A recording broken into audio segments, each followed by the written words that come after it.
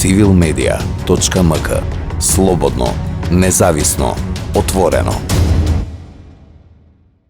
Законот за комисија за харти од вредност дава прецизно насоки и дефинира чекорите на кои што се бираат членовите и председателот на комисијата.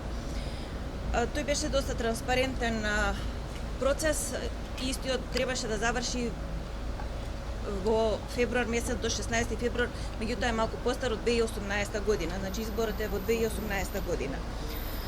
Што е карактеристично за ова? Владата доставува предлог на членови до собранието и потоа собранието ги бира. Интересно е што самото собрание на две седници ги има избрано членовите, значи не одат како пакет, него на две различни седници еднаш бира два члена, па понатаму на наредна седница бира дополнително 3 члена од комисијата.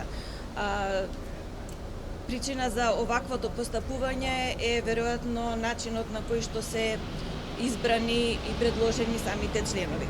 Она што беше најинтересно е изборот на членот на Лиле Делиџакова, сестра на Катица Јанева.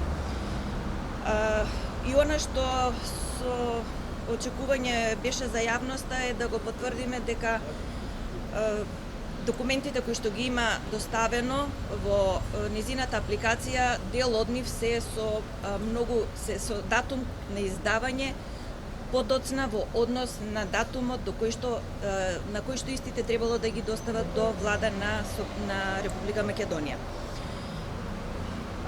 Иначе во самиот јавен оглас е напишано и е јасно наведено дека документите кои што или пријавите кои што ќе бидат пристигнати после завршувањето на датумот за пријавување или ќе бидат дополнително доставени, нема да се земат во предвид.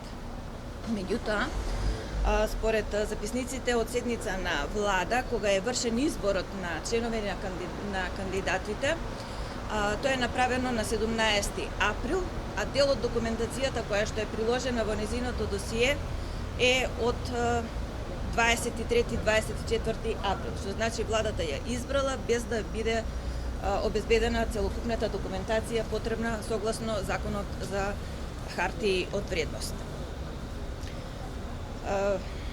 Ние побаравме од владата на Република Македонија, односно од секретаријатот, да ни достави комисија која што е задолжена, изборна комисија која што е задолжена да изврши проверка на овие документи, како што се врши процес на избор во било која друга јавна институција, па макар и за најобични приправници кои што или почетници за секое работно место, меѓутоа такво нешто не добивме.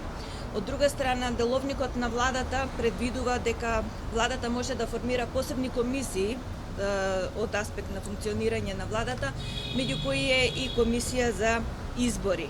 И таа комисија, согласно деловникот, за именување, уствари се извинувам, и таа комисија има надлежност да ги разгледува прашањата од областа на кадровската политика, од надлежност на владата, поднесува предлози до влада за именување, назначување, разрешување од должност и така натаму на лица кои што ги бира владата. Меѓутоа, не добивме докази, документи дека оваа комисија исто така постапувала по однос на административна селекција или верификација на доказите, на документите кои што ги доставиле апликантите. Сумирајќи ги овака состојбите и доказите до кои што дојдовме, единствено што ни преостанува во овој момент е да доставиме иницијатива до владата, новата влада, која што ќе биде избрана на Република Северна Македонија, без разлика која и да биде.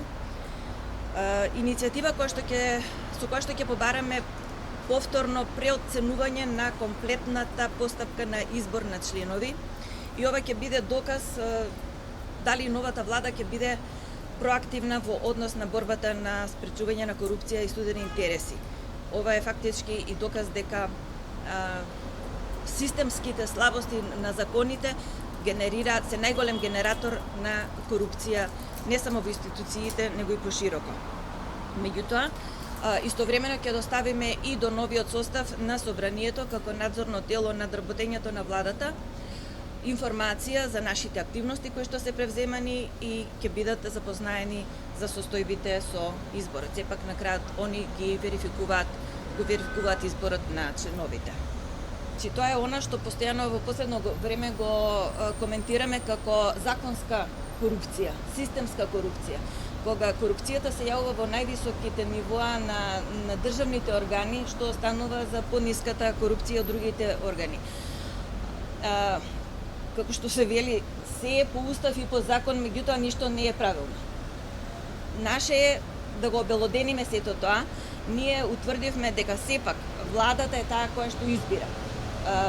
Иницијативата наша ќе се однесува да се утврди одговорност и да се преземат санкции спрема лицата кои што не запазиле. Зошто не е формирана комисија за административна проверка на добиените пријави? Или зошто комисијата за именување при влада не се е завршила работата?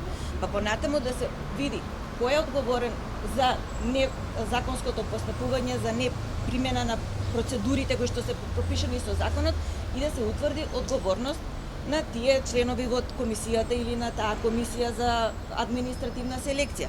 Затоа што ако во едно министерство или кај нас во комисијата, да речеме, ако комисијата за административна проверка на пријавите кои што се дојде и не се заврши работата, тоа е кривично дело. Не знам дали кривично или прекршечно, не е битно, меѓутоа некој треба да одговара. Логично е и некој во владата да одговара за тоа. Меѓутоа, велам, ние ќе доставиме таа иницијатива и ќе го обелодениме и постојано ќе предупредуваме, ќе бараме одговорност и од влада, меѓутоа, како што реков, и од собрание ќе доставиме барање и они да го следат овој процес и да се види крајниот епилог од сето ова. Civilmedia.mk. Слободно, независно, отворено.